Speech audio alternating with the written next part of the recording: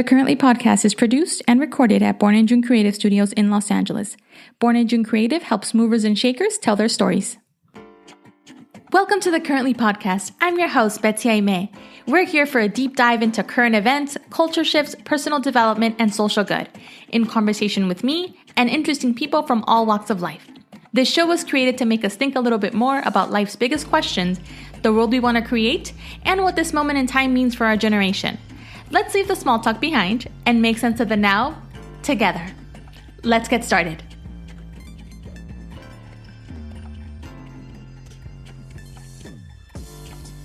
Hey, welcome to the show and welcome to 2018. This is the first episode of the Currently of 2018 and I'm super excited for a year of creating more engaging content for you guys that I hope you enjoy. I always want to hear any feedback or I always want to hear about any topics, so please feel free to reach out, betsy@betsyahmed.com, or you can always find me on Instagram and DMs, or you can find my email on there as well. Thank you for joining me. I wanted to kick off this year with a couple of things. First, we have a special guest today that's going to talk to us about money. I think it's important that as we think about our resolutions, our intentions, whether it's we want to exercise more or we want to take 5 vacations or we want to start a side hustle, that we think about money and we think about how we use our money. And this topic actually came to my mind because I listened to this podcast, NPR podcast called Hidden Brain. And in Hidden Brain, there was an episode about money and kind of what our purchases say about ourselves. And that's a topic that has fascinated me for a really long time because I feel like, you know, the mindset that we have around money is really important because it not only informs how we spend our money, how we save money, whether we save money or not, and how we approach money in the world. And I think ultimately a lot of what we do with our money talks about our values are and what the larger vision is for my life. If I'm taking 5 vacations a year, maybe owning a home isn't that important to me, and that's perfectly okay. And at the same time, if I'm somebody who, you know, is afraid of investing and I have $20,000 in my checking account because I'm afraid of investing, that also says something about my mentality about money. I think the one thing that I do want to say about money that we talk about with our guest today is that when it comes to money, you can't really have big rewards without taking big risk. And speaking of big risk, I want to point out some of the content I created while we were on winter break. On my site, betsyahmed.com, you can actually find this piece I put together that started with me writing down all the personal development books I read last year, the seminars I attended, the sessions I did with different kinds of practitioners. And it was such a lengthy list that I decided I wanted to share with everybody in case you are considering looking into something new or you feel like, oh, I've been more curious about what this is or what that is. I actually put together a list for you. It's on my site, betsyahmed.com. You can also find that link on my Instagram, betsyahmed. So one of the things that was super interesting to me is, this was actually a money investment. And so you might be thinking, how much money did you actually spend on all this, Betsy? I'm not going to share that. I'm not going to share that because it came through a bunch of different sources. Some of the sessions were gifted to me. Some was money that I invested in. Yeah, I did actually charge some on a credit card because it felt to me like it was really pressing for me to do personal development last year because I had so many changes in my life. I really needed to get some new tools that I had already been interested in the past, but this really helped me kind of cement everything. And I can and do feel a difference in my life in how I'm approaching things. It's not perfect, of course, but I just feel like I have a different set of tools and a different set of mindsets that have helped me deal through some really stressful and uncertain times.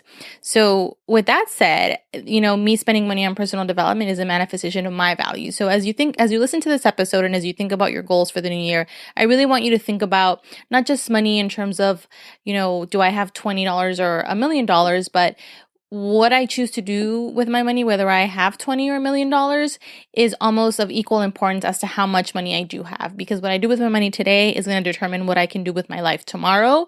And what I don't do with my money today is also going to determine what my life looks like in 10 or 15 or 20 years. And of course, there's financial realities. And, you know, one of the things I like to talk about on the show, and the reason why the show is about personal development, but also about political and larger issues, is because we can do all the personal development we want and we can do all the financial planning we want.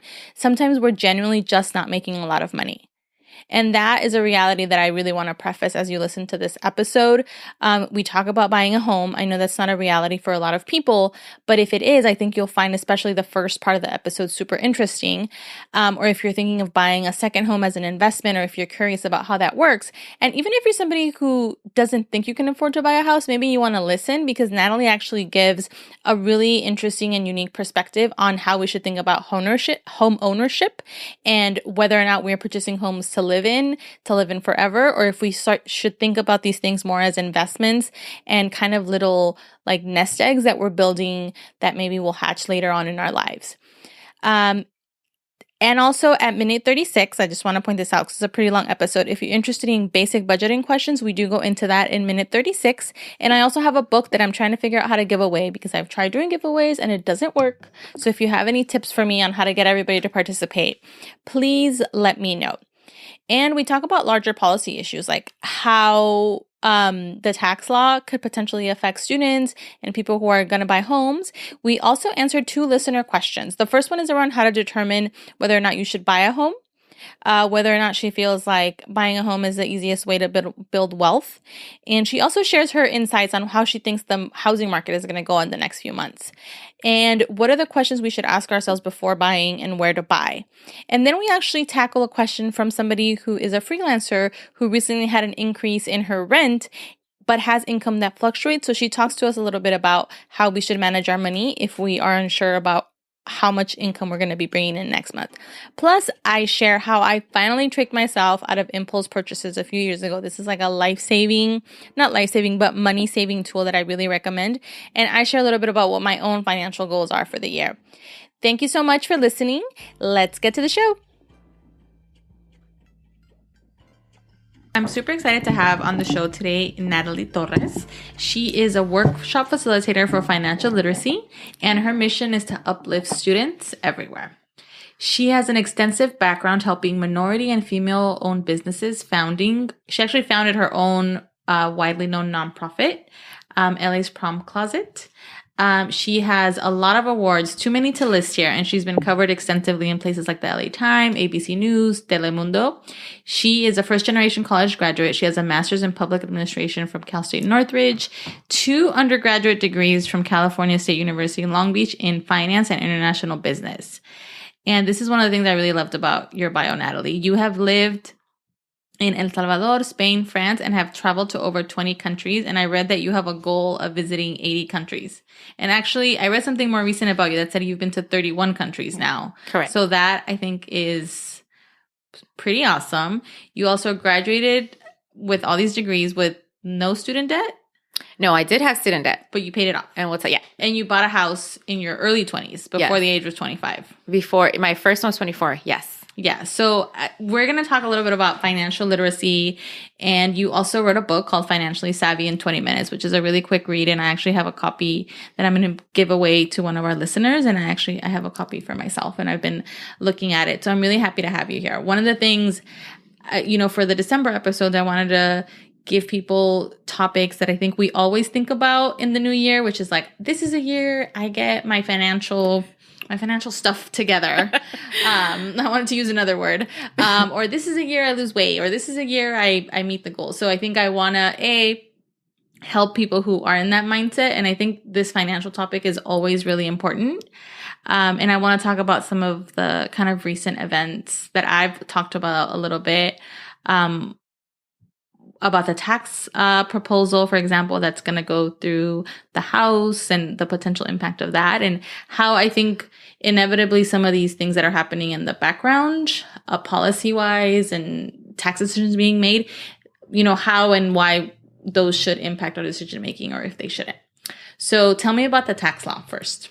That's something we've been following, obviously, before it was introduced, and living in California, for those states like New York as well, it's going to be a big impact. I think they're trying to make it lightly that it's not. And for first-time home buyers, for someone that's really just trying to get their own life together, it's gonna impact us because of tax rates will go up, and that means it's gonna be harder to find. Not only it's already hard enough to find an affordable home in LA, it's ridiculous. Doesn't matter where you go. It's almost kind of there's the market. It's in its own compared to anywhere else in the country. New York is obviously high up there as well.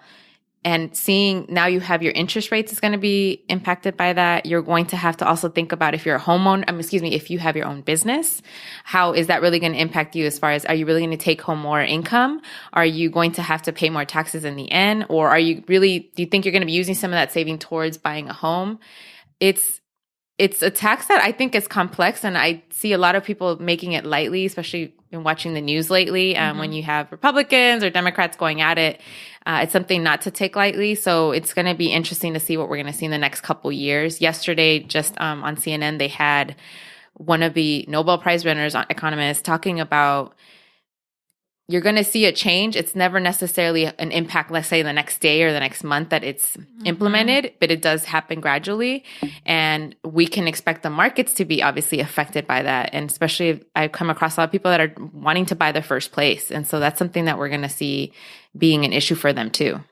Yeah. One of the things I saw is that there was a proposal in there on how much of was it your interest rate on a home that you can deduct? Yes. And so those are things that I think really help people when they buy a home. You get additional, I would say, tax incentives, or you get a little bit of an ease, and you're like, oh, sweet. And to even think about some of those things being eliminated, I think it would make an impact for people who are really starting out, because the majority of times when you're buying your home, you're either young or you're a couple starting out, or I have friends who have bought homes when they're still single women.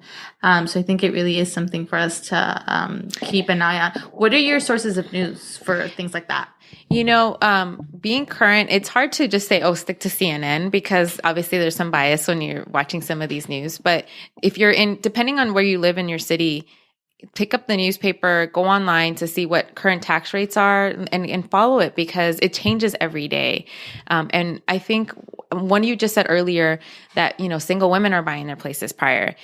This can be another thing that might intimidate a single person that's ready to want to buy their place, because now they're thinking, well, there's all these ramifications that come along with it. And I think we should make it easier for people. Like, you said you bought one when you were in your 20s as well. I did, yeah, I was 27. That's a huge accomplishment. And I think we should be able to provide that easy or fortunate side that people can actually do that for themselves too. But once they're already thinking about 100 things that they have to do before they buy a home, and then they're thinking out, great, now I have to see how I'm going to be affected by this. Maybe I should wait until maybe a few years later till we really see what the impact might be. So I think it's going to not only intimidate a lot of people, it might shy a lot of people away from even having the opportunity to go about and buying a home.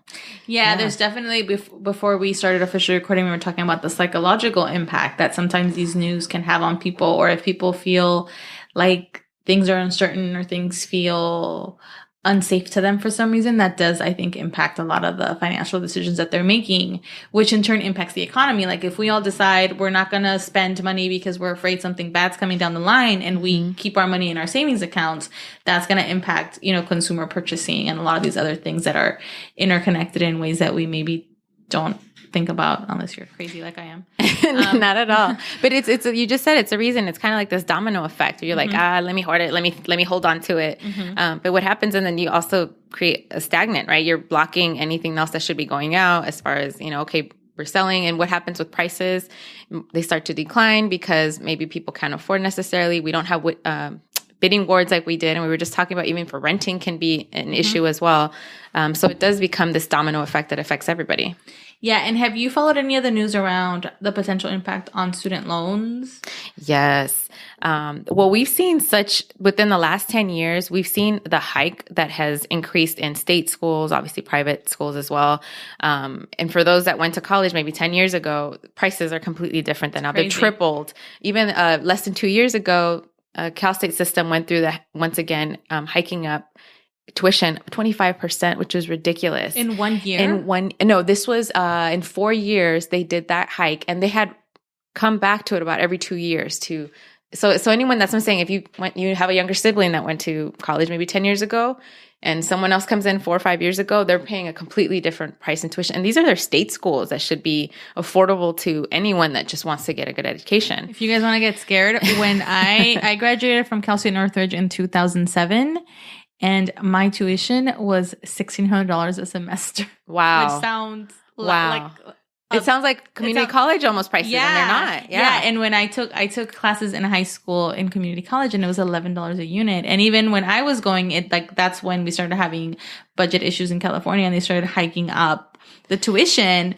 And it just, I think it really makes an impact. And my little sister, actually, she's 18, and she just started her first semester in college, and she opted to go to a private school. And so, she's going to hate me for sharing this, but she had a meeting with her financial, advisor during the summer. And she asked me a few questions, and I was like, hey, do you want me to go with you? Or do you want my dad to go with you?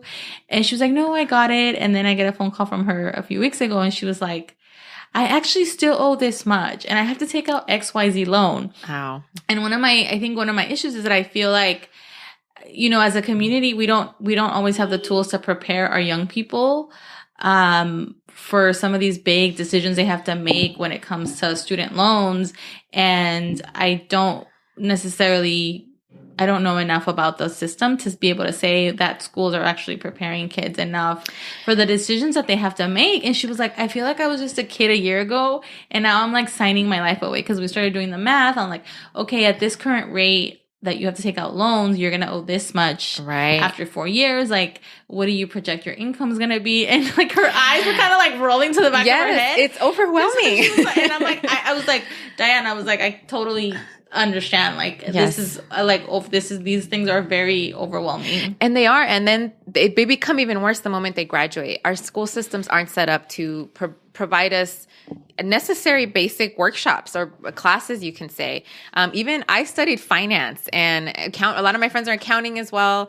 And they didn't teach us this in school either, as far as looking at income statements and understanding these, but they're not showing us how to do the basics from the beginning. And especially your first generation college student, or your parents maybe have a different education background, right?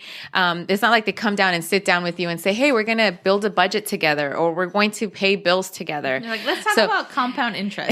Exactly. It's terms that they don't have in their own vocabulary. It's not necessarily completely their fault, but it's like I always tell people, financial literacy is another language. So you can't expect to learn it in one day. It's going to take time, and you're going to have to understand it's always evolving as well. I mean, just looking at real estate, there's so many different terms, as opposed to someone that's probably following stocks, or someone else that is just trying to learn basics. And it takes time. Yeah, and I heard that the proposed tax law was like, I don't know, 500 pages. Right. Who wants to read that? And that even they wrote in some things that unintentionally undoes other things, because it's such a complex, our financial system is so complex. And we were talking about The Big Short before we started recording, which is a movie that I think is good, because it explains kind of what happened with the housing crisis 10 years ago. And it goes into like, I think some of these really obscure, like, algorithms or formulas, I don't even know what they are, that go into that impact our lives in such a way. And even they didn't really understand. Because they were theories. Exactly. Yeah. The two guys that start, paying attention. I think it was derivatives. The derivatives as well. I tell my students and clients, I'm like, watch that movie, because you start to see the symptoms that are about to happen to something that obviously was catastrophic in 2007 and 2008. But now I'm like, if you watch that, you can start hopefully paying attention and saying, oh my gosh, if I see those symptoms, something's happening. I always tell people, if you're getting sick, you know what to look out for, because these symptoms start to arise. So what are some of the symptoms? So let's say, I have a friend who wrote in a question for us. Yes. And she is she wants to buy a house in about a year. So what are the things she should do now? And what are the things that she should look out for? Yeah, in case so she doesn't get stuck into this horrible loan, a horrible home, in the wrong market price.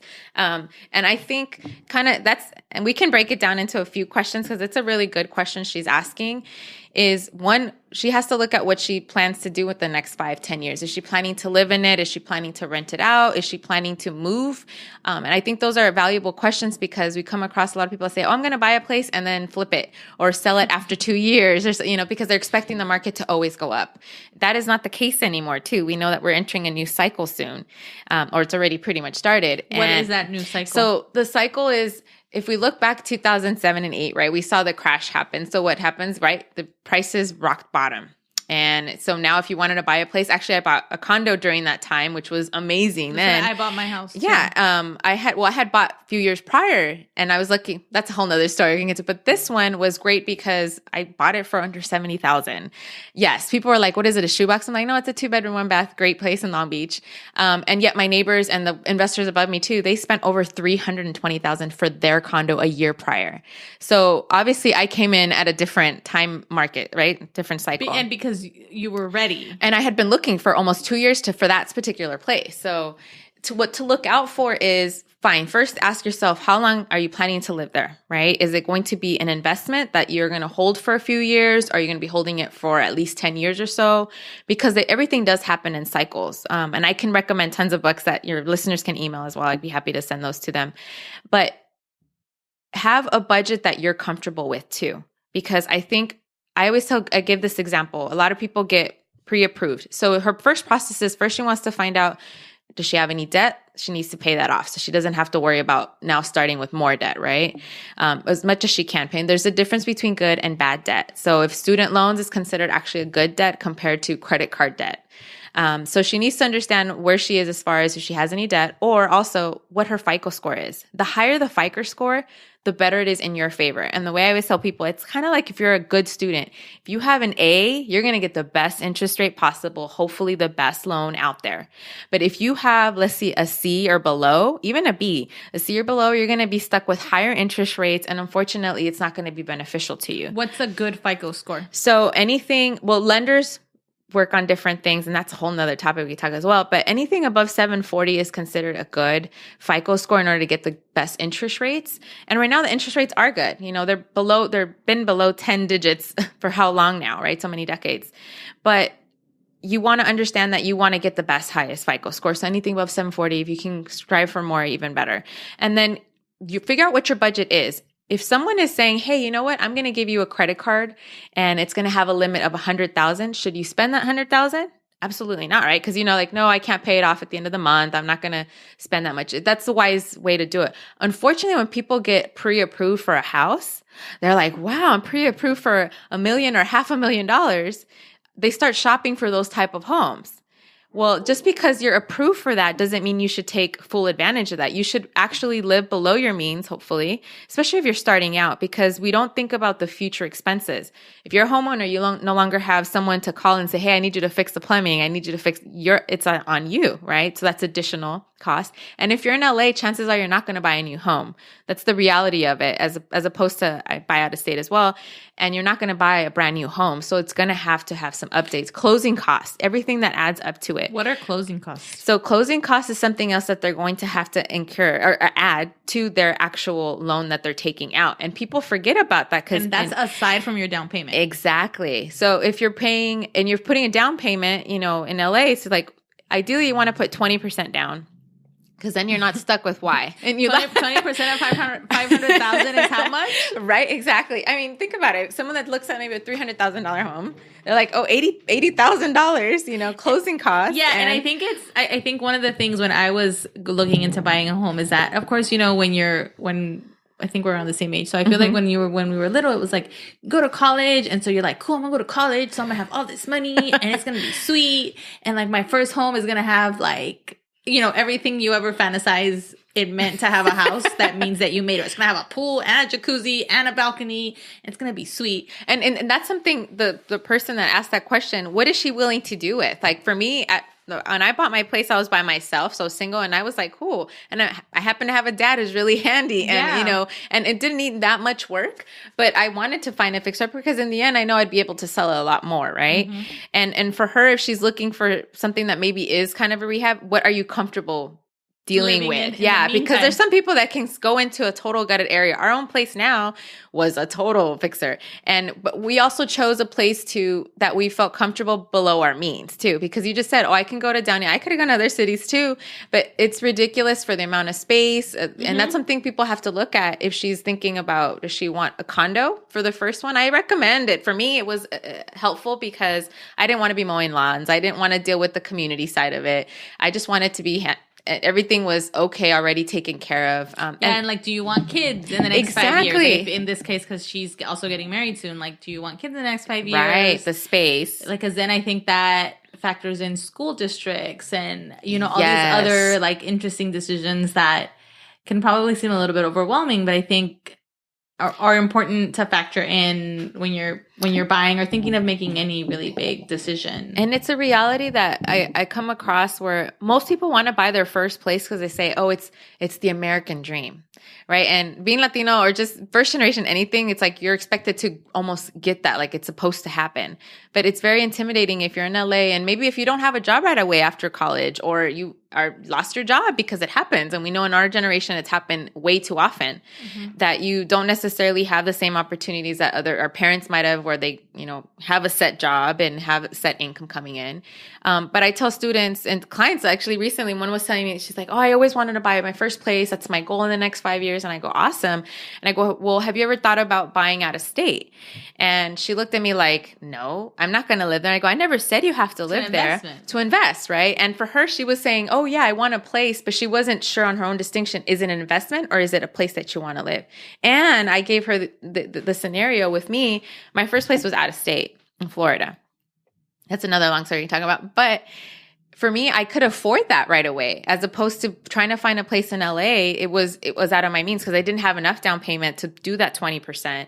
And I managed to take a partner as well. So when some people are like, oh, can I maybe save $10,000 in the next couple of years? It's doable for some people, and partnering up with someone else that can come up with the other half seems a little bit more realistic for them. And then possibly sell that property, and now you have a better down payment for your own home in LA or wherever you're planning to live. Yeah. So some people say, I'd rather rent because it might be in a better area, closer to work, but it doesn't mean that they should take themselves out of the game, that maybe they want to start off with an investment property that can really help them set themselves up. And if I could share with you, I was part of sorority. I had a sorority sister, so smart, her parents' generations, I don't know how many times they've done this. When she moved or first started as a freshman, they bought a house in Long Beach in like Belmont Shore area. At the time, it wasn't like all that, but it was a beautiful house. And then those 4 years, she always had 3 roommates. And they were paying constantly the whole 4 years that she was there. They kept the house for maybe an extra 3 years, and then they sold it and made a killing on that house.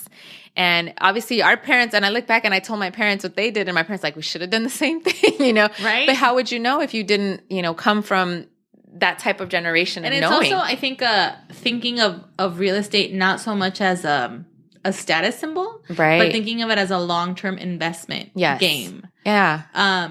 And don't be afraid to find, like you said, it's a long-term investment game. My first place on my own, I have to tell, if you were there, it wasn't in the worst part of Long Beach, but it wasn't in the best part. And let's be honest. And I remember having friends and family members, even my own parents, when I just got the place coming over, and they had that face like, you sure you're going to live here? And I go, look, I'm not going to be here forever. 5 years max or whatever my goal was.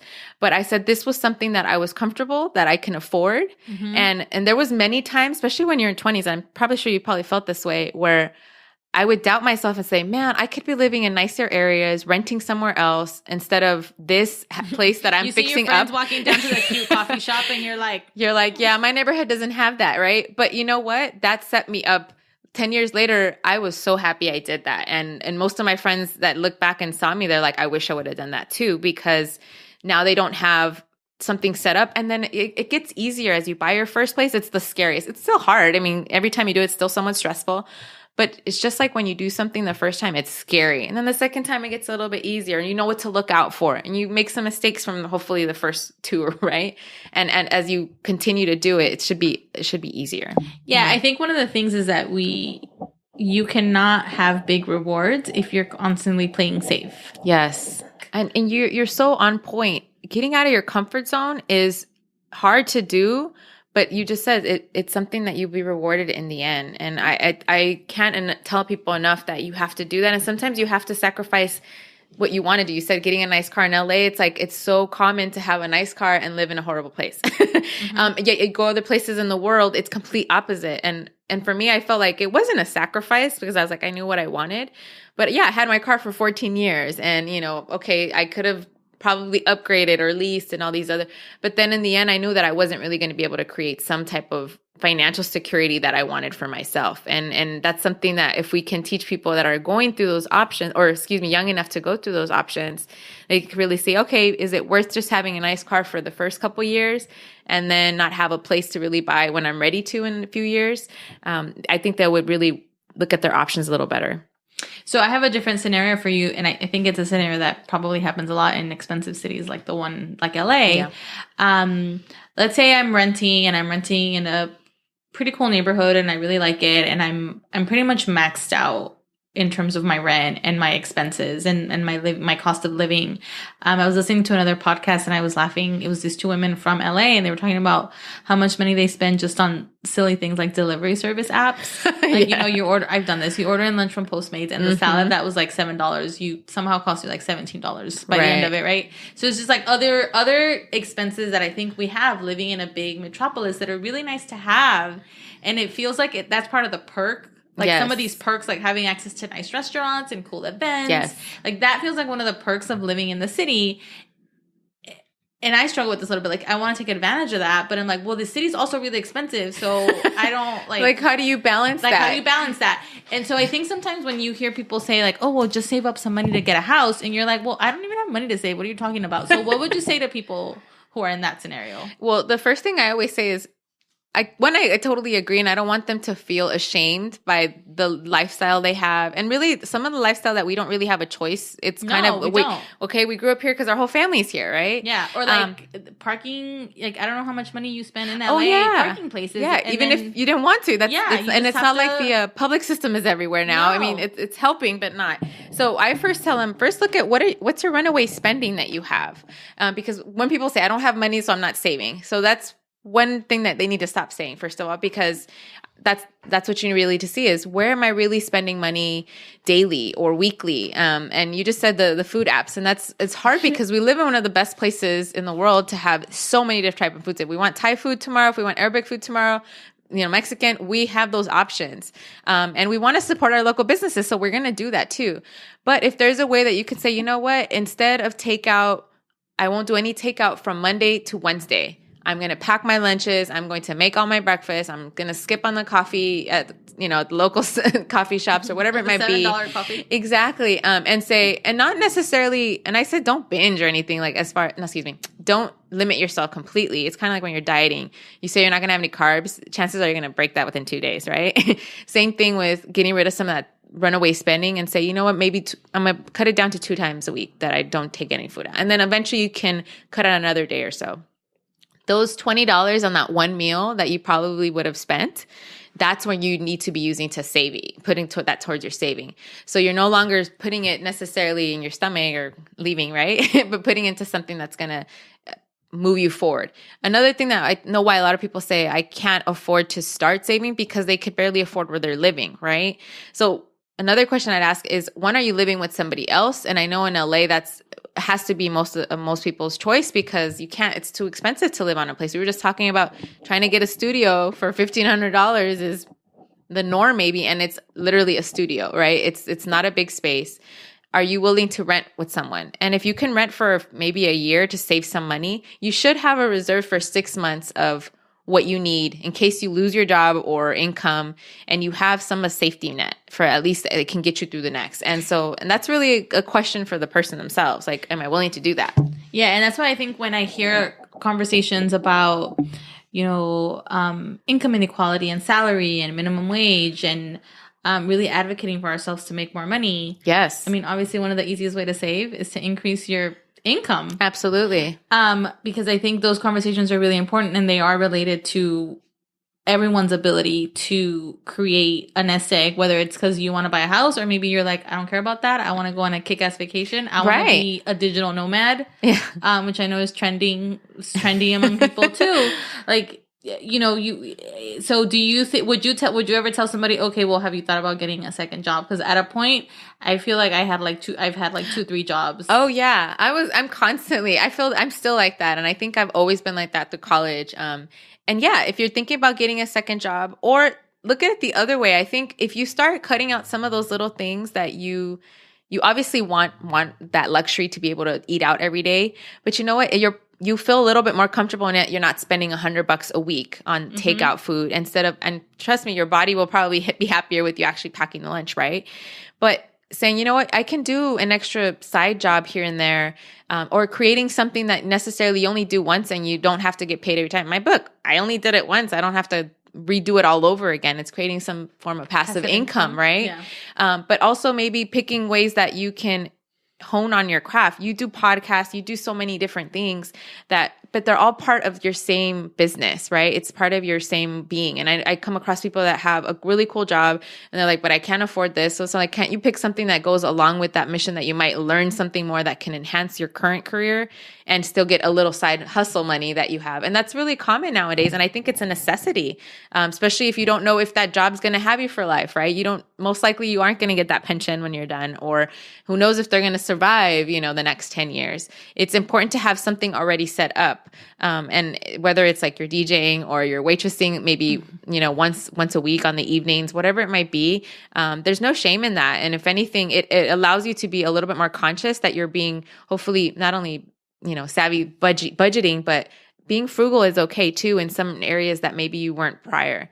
And hopefully that gives a lot of hope for people. You're like, yeah, you know what? I was thinking about doing this, and maybe just walking a dog. You see dog walkers that make good money. Yeah. Think about the skills that you can capitalize on. Yeah. And maybe talents that you hadn't really, really thought about before, or things that you do that are related to your day job. Or maybe you can do, I think, consulting. Like if you have a wide knowledge base on something, you can always do consulting or lend your expertise in some way or another. Absolutely. I think there's definitely ways to and then I think for me, it's like the older I get, it's the more I need to become clear on what my values and priorities are. Absolutely. So let's say I really like to eat out all the time, but I want to go on a vacation next year. I have to choose, and it should be a conscious choice. However you're spending your money, right. I think it should be a conscious choice. Like if I'm making the conscious choice, it's really important for me to feel like I can eat out when I want to and enjoy that. And that's part of the things that make me happy. Then I need to understand I'm giving up a vacation. Yes. And if that is a conscious choice, it's not about measuring what's more important or what's better for you, the eating out or the vacation. Like you just have to be able to pick. I have a friend who has traveled extensively, but she's talked about cutting back in other areas. Like she wouldn't really buy a lot of clothes, or sometimes when we were younger, especially, we would all say, hey, Millie, let's go here, let's go eat here, let's go to this bar, like blah, blah, blah, blah. And she was like, I can't go, I don't have any money. And we'd be like, whatever, you're no fun. But it was like, because she was having these experiences and we were having experiences too. We were just having experiences at the restaurant and at the bar. And if you're me, like you were overdrawing your bank account sometimes, it's definitely been a journey for me, because I was always like an impulse purchaser or like an emotional spender. Yes. So that's been a journey, and I'm still on that journey. But I think it's like, just be conscious of what you're doing with your money. Don't not know where it's going. Exactly. It's a relationship that you have to money as well. Like I'm glad that you already reconcile, like, I'm an impulse person, it depends what type of person you are too. And you're setting a goal for yourself, because you just said, for you, maybe it's that you want to take this really great vacation. Everyone has their own thing. Maybe they want to go back to school, or they want to buy a place, or whatever it might be. And you have to have a constant reminder. And you said that earlier, like setting that goal, whether it's, for me, I had, and I try to do this often as possible, is a picture on my dashboard when I'm driving, because you see it every single day. You put it down, you see it. A lot of people put it in their mirrors. They put it where they know they're going to constantly see it every day, and say, for those $20, or maybe I'm not going to go out to drinks tonight, because I know that's going to be towards my fund, because I'm really working towards that. And it doesn't feel so much of a sacrifice, but it's like, I'm getting closer to that point, because you should be able to enjoy your life and still feel balanced enough. And I think, I think for me, because I did graduate with student debt, and I think I felt very ashamed of it, because I was shamed by people. Not necessarily at first. I was like, well, I'm going to graduate it with it, because I am a first generation. I went to grad school as well, and we know how expensive that gets. But I also understood, okay, there has to be a better way to have a conversation with our family, with our friends, with our parents, and say, you know what, I have some student loans. I'm also trying to pay my mortgage or my rent or whatever it is. And there needs to be that support too, where people are going to say, you know what, yeah, we don't have to go to the bar. Maybe we can go to the free concerts that they're in LA. In LA, we do have so many options out there that we don't necessarily have to spend as much, or maybe take a metro ride somewhere instead of, driving and then having to pay $25 for parking easily, for one night. So it's kind of being able to be happy with where we are and understand that it will get better. And I think so much of us get so stuck on I'm broke or I have debt that they forget to see the long run, that one that's temporary. If you start telling yourself the right things, it's going to be temporary. I had a couple weeks ago workshop, and then one of the students said, I'm always telling myself I'm broke because it helps me to stop spending, she said, but it helps me to save. That's what she said. I go, well, you need to change the language on that, first of all, because you're going to feel broke all the time saying I'm broke. And I go, well, why don't you say you're saving or you're frugal? Mm-hmm. It's not as a negative connotation of what you're thinking of, not necessarily spending as much,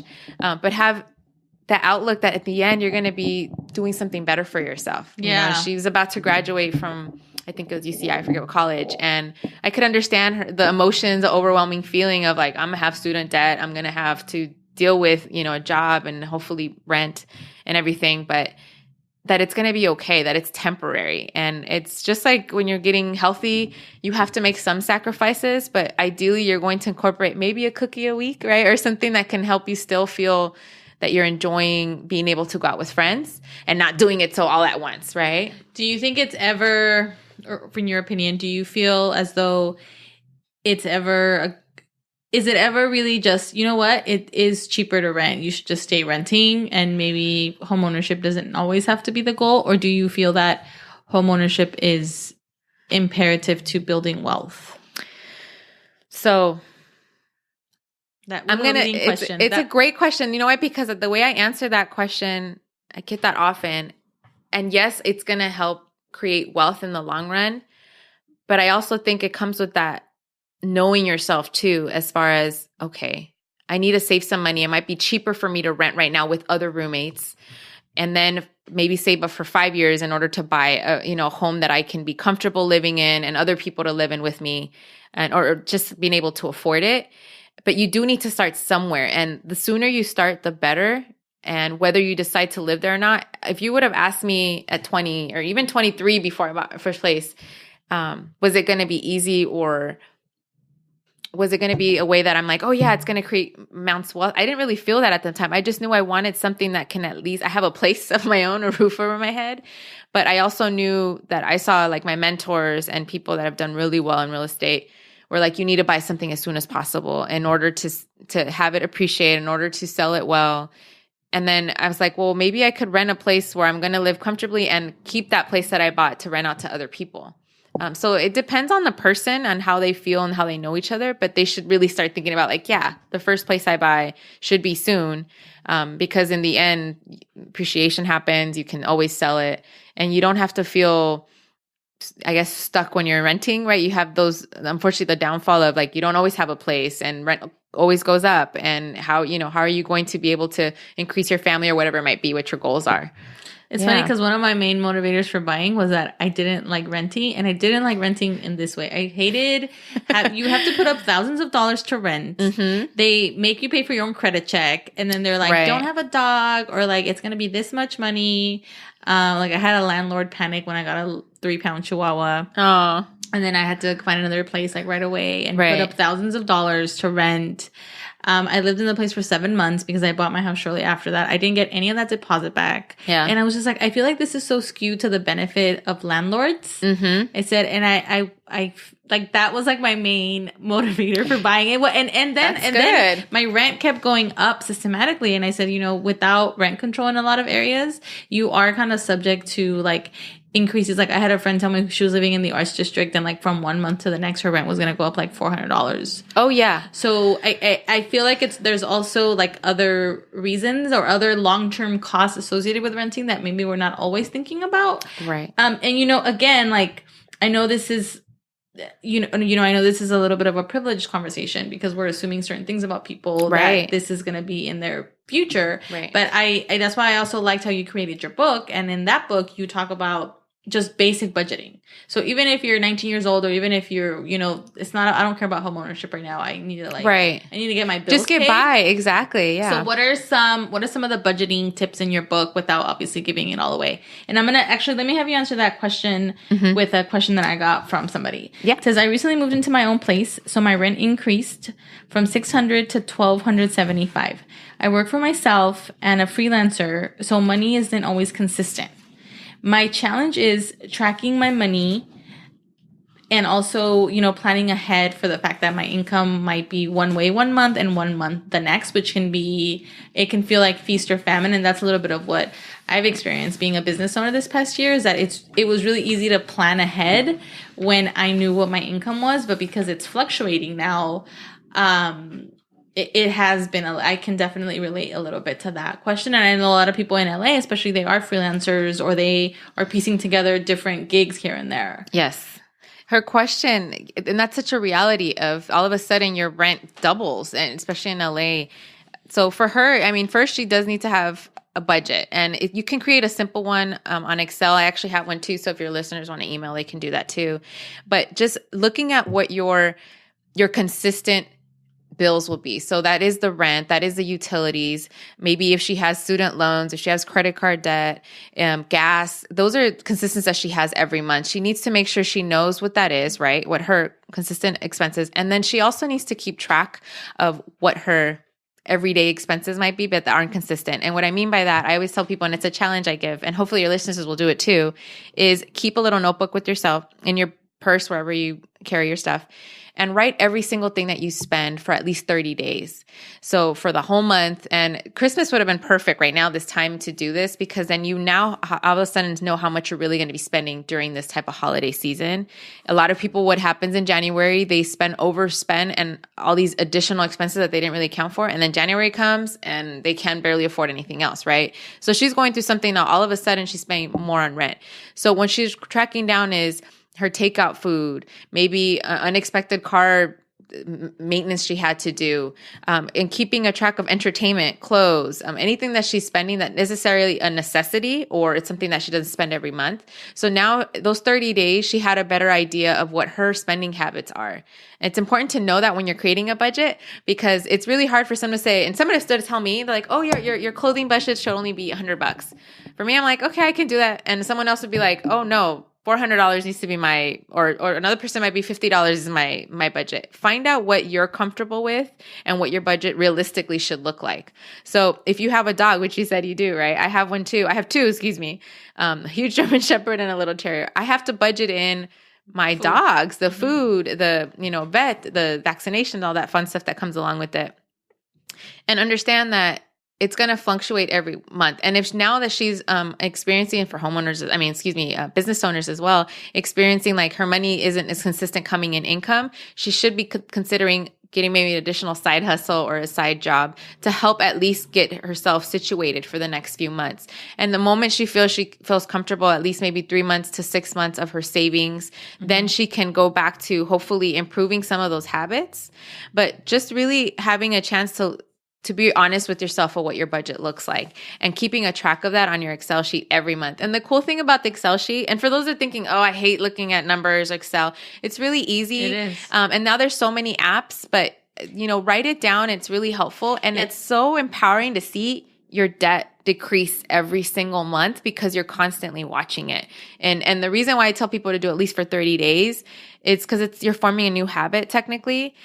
And I hear people say, oh, and I do this all the time. I'm like, oh yeah, I'm starting a diet. And guess what? You have to write everything down. And the problem is the first week, you're not going to eat any ice cream. You're not going to eat any of the bad stuff because you have to write it down. I'm not being honest with myself. Same thing with the budget. Okay, the first week, I'm not going to spend extra money here or go out, or I'm going to stay home and be a hermit pretty much because of the same reason. But the second week, I start to be more myself. And third week and fourth week, I'm back to my own habits. So creating a budget will do that for the person. I used to use mint.com. Yeah, so you can kind of track your expenses, and it even like you can link it to your bank account. So if you don't carry cash and you're just a debit card person, and you can see how these little things here or there add up, Or you can assess like, hey, I need to, if you're a freelancer especially and you set your own rates, like, hey, maybe I need to set up my rates higher. Yes. Or like I need to start factoring in, I don't know, like self-employment tax, or like in my case, I started realizing how much money we spend on health insurance. Yes. And it wasn't something that, you know, I have a special needs child, so it wasn't even an option to say like, oh, we're just not going to have insurance and, you know, cross our fingers, nothing bad happens. Right. And so kind of make assessments on like, what are these like non-negotiable things and what are these non-negotiable expenses that you're taking on? Yeah. And Mint is a good one. Even now you look at Venmo and you look at all these new apps, they do technically keep a little track, and you can go back on monthly statements and say, oh, you know what, I've overspent too much going to the bar, or overspent going to movies. Or even at the grocery store. Like, what is that thing? Don't go to the grocery store hungry. Yes. Or, you know, maybe go to make a list before you go. Make a list. Or, you know, if you know, my dad, you know, I think our immigrant parents also like, I remember my dad would always go get produce on the day when it was on sale. And I'm like, oh, I wonder what the like lifetime savings was of always going to the grocery store on those days. Coupon days, right? Yeah, and it's just a little bit of maybe planning ahead. Yeah, or I know people coupon, or there's like other ways to save little bits of money here or there. And also I think factoring in, like you said, do I need to get another job, or do I need to start charging my clients more to be sustainable? Yeah. And I think a lot of this goes back to our own self-worth. Like, are we willing to ask for more money? Yes. Do I need to live in the trendy neighborhood to feel good about myself? And like, what is behind that? It's social influence that we have, and it's part of that. It goes back generations. Sometimes it just goes back to where we live, like in LA. But that's the one thing that you have to look at yourself and say, okay, what is it that makes me feel comfortable, makes me feel of worth, or what, and really understand what's behind that. And not just creating a budget, but just kind of what your long-term or what your next goal might be. You know, next year is almost just around the corner. And I know a lot of people have these expectations of doing really well, which is good for them, but have something that you can keep yourself accountable, you know, and break it down into maybe quarterly. Say, you know what, in the next 3 months, I'm going to come up with a side job or a side hustle that's going to help me kind of help myself get closer to what I want in the end. And having someone accountable for that is really helpful. Like you just said, healthcare is a must in our house, right? Mm-hmm. You and your husband, I'm sure, always have that conversation. This needs to be taken care of. Our health comes first. Yeah. You're not going to, you know, skimp on that. So that's obviously something that is going to always keep you your goal has to be this much income in order to cover those costs. And I think if people are honest with themselves and be like, okay, I'm comfortable with this here. And how can and what's the relationship behind, you know, feeling that worth from other people? Is it really from yourself, or is it the lack of, you know, even you just said there's some cool tips that our parents or generations prior that we can implement now. There's a really cool book that I read right in college. It was called The Millionaire Next Door. Mm-hmm. And it talks about the habits of self-made millionaires in the US that were frugal, were constantly cutting coupons. They never had like the newest furniture, homes that you could think of. If the show Cribs that back then would never want to film people like this because they have different habits and styles, right? As opposed to what we think it looks like to have bling bling. And I wish in LA we had this, it's not an app. It's like, there needs to be an app where you can see if people are either renting a car, leasing a car, or actually owning a car, right? You see all these amazing cars, beautiful cars, and half of the time, you know, they could not afford it. They're leasing it out, and chances are they're more into debt than the person that's, you know, owning a car, it might be. So, you know, kind of understand where do you fall in that place, too, right? Like, what are the things we're placing value on? Like, I always have this joke with my dad because he would always be like, oh, and this is in Spanish, but I'll say it in English. She was like, oh, so-and-so, they're doing really well. They just bought this really nice truck. Yeah. And then I would be like, okay, Dad, but like, how do you know they're not, what is it, like paying like $600 a month and that they can't even afford it? Hey, if you can afford it, like go crazy, right? Right. Place value on, and like what are the things we celebrate? Yep. And I think removing the stigma about talking about money. I remember this was something that stuck with me, but I was telling a friend that Josh and I were having financial troubles, or that we were scaling back in some way due to money. And she was like, oh, it doesn't look like you guys have financial troubles or something like that, you know? And so it was like a really interesting thing. Yeah. Like, what are because I think there is a little bit of shame and stigma in like having real talk to keep up with everybody. And to like keep up. And so I had to kind of check myself, like, am I putting like a false perception or like should I talk about like financial difficulties, or, how much space in society are we lending to that? Like even with buying a house, like, do you really want to buy a house, or do you feel pressured by other people? Like, right. Just really kind of being clear on like these money decisions speak to our values. Yes. And exactly, what are your values? What do you want to accomplish in your own personal, in your own career? What it is that you want to do for your community. And if we start, looking at ourselves early on, like if our schools would implement this, classes and workshops in the beginning, then we might have a better understanding of it.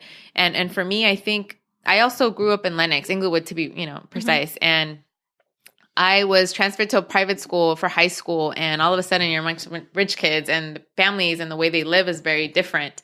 So I was thrown into a different world, you can say, for sure. But I think it also made me realize like, oh, there's this false expectation that rich people live like this. And so we think we have to keep up with wearing the most stylish outfits and I'm like, half of those people that I met that were really wealthy, you would have never thought that. And it's that false expectation that we see on TV that we have to live. It looks like, and maybe what your friend was saying, she's like, maybe because you aren't driving this hunky car or something. Yeah. And it's kind of like, oh, okay. How do I get myself back into the right place? Yeah, for sure. Another thing that's helped me in the past is I used to open up these Capital 360 accounts where it's like essentially it has like it's an interest account, but it's a higher yield account. So it gives you like slightly more than a regular bank account does. Okay. But what I liked about it is that if you're saving up for something, the money directly goes out of your bank account into this other Capital One 360 account. And so then if you ever want to pull it out, you have to go in there and do the transaction and transfer to your bank account, and it takes like 3-4 days. So it was like a way of checking myself, because I said I was an impulse buyer. Yes. So this was years ago, but even if I had money in savings and I saw something I liked and it became like this emergency. Yes. Quote unquote. So then I could easily just like transfer money or go pull it out. And with this, it really like, okay, why are you really pulling it out? And then what's cool is that you can create like different ones. So if you have a vacation fund, you can have your vacation fund and you can name it that. See? And then you can also name it, like I actually started one that I still keep for gifts. So that way, every time, if it's like your birthday or so-and-so, or we got invited somewhere, like, oh, so-and-so's having a birthday dinner and it's going to cost this much. Like we have like a little bit of a pot of money for that, because I tend to be like, I like to give gifts. And so I was like, okay, I need to start accounting for that, because if it was like my sister and my best friend and my niece, like it was like, oh shoot, like we just spent this much money on that. Yeah. So I think it's little ways of creating these little pots of money. And I haven't put in that much. Like it's like $25 a month, but over 6 months. Oh, it could add up your interest, and I think you just said, it's kind of like they say, you see no evil, hear no evil. If you do this automatic, right, you start doing this the first time you start getting paid, or you get direct deposits, you have all these opportunities to start putting that towards your, 401k or IRA, whatever you have. And it's just that because you said it's going to be too hard for that. Yeah, exactly. So having these, whether it's an actual jar, an actual savings account, that kind of thing, you're building some interest in it, and you actually have to think twice. Am I going to pull that out today? Or, okay, fine, in a month, I'm going to have to take that out. So you kind of figure out what works for your system, what kind of system works for you. And you should have, different, and in the book, I go into like the different, what I call, I guess you would say, jars.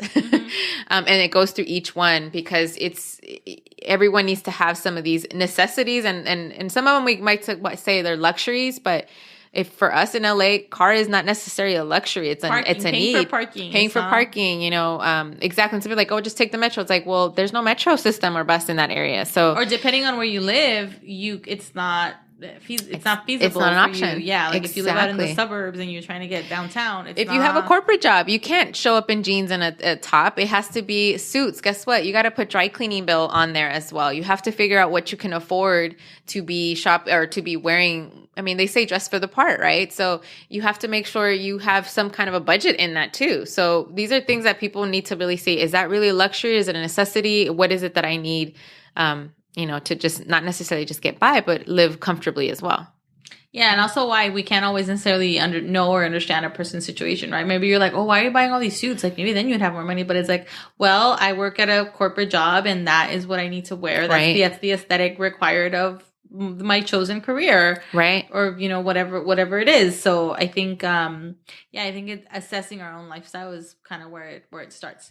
And your business too. You budget that as well. It'd be different if you didn't. So you have that side thing that you guys are also doing together. So I think other people will be like, oh yeah, I just work. I don't necessarily have to worry about that. So yeah, you just said everyone has their own values for it. Yeah. So where can people find your book? It's called Financially Savvy in 20 Minutes. Yeah. So my website is financiallysavvylatina.weebly.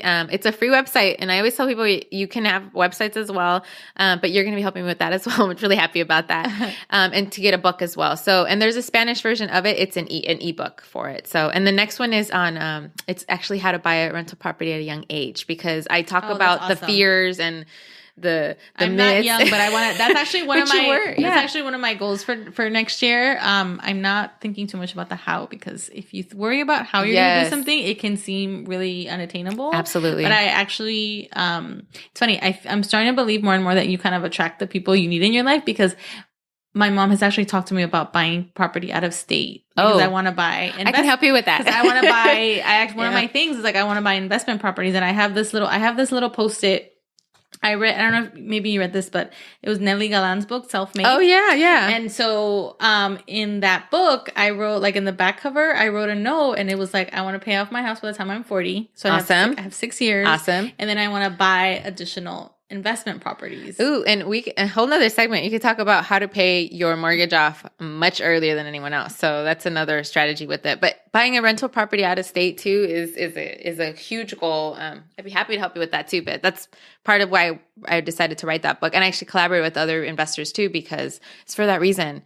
You're like, okay, this is a goal. How do I go about it? Getting the right property management company, all these things that, you start to think about, because the stuff that you have to get done. So great goal. Absolutely. Yeah. And I think don't be afraid to ask questions. Like, this is what I told my sister. Hopefully she doesn't listen to it. She's gonna be like, I'm not gonna tell you my life anymore. Because I was like, hey, if you don't be afraid. It's okay if you don't know. Yeah. And that goes for whether or not it's student loans, or you're buying a house, or you want to invest. Like, it's okay if you don't know. It's okay to get a group of girlfriends together and be like, hey, I want to actually hear, like, how did you guys all pay off your student loans? Or let's talk about, like, how much credit card debt do you all have? And like, how do we pay this off? Or like, what are some tips and resources?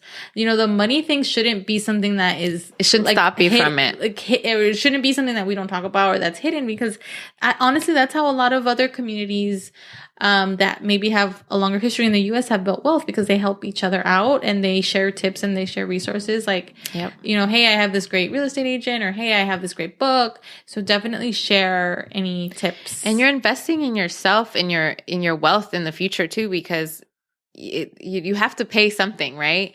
And you might as well start investing now as opposed to pay much more later. And you just said other cultures teach you that very early on. Say you're going to invest. That means you're not going to see any money coming back to you for years. But when it does, it's going to be very worth the wait, right? And so I think that's one of the things that I touch base in the book too. But it's kind of figuring out how can I, and not worry about the how, but it's like, okay, if I have this $5,000, whatever it is, and how can I make that bigger? How can I invest it into something that in the long run, 10 years from now, is worth it? So I think you just said, ask those questions and not worry so much about how, but ask the people the right resources. And there's tons of free resources.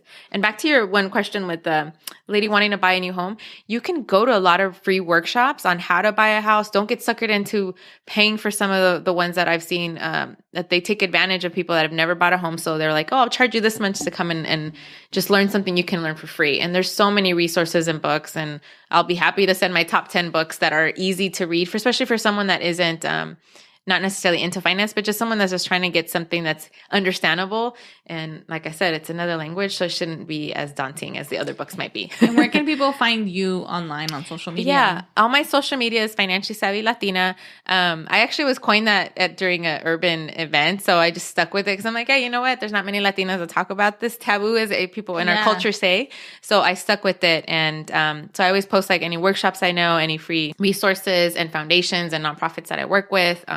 Because the information's out there, and our community, our communities become more invested in, because when we do well, hopefully we'll bring many more people with us to do the same. So I thank you for having me, because I think that's really crucial.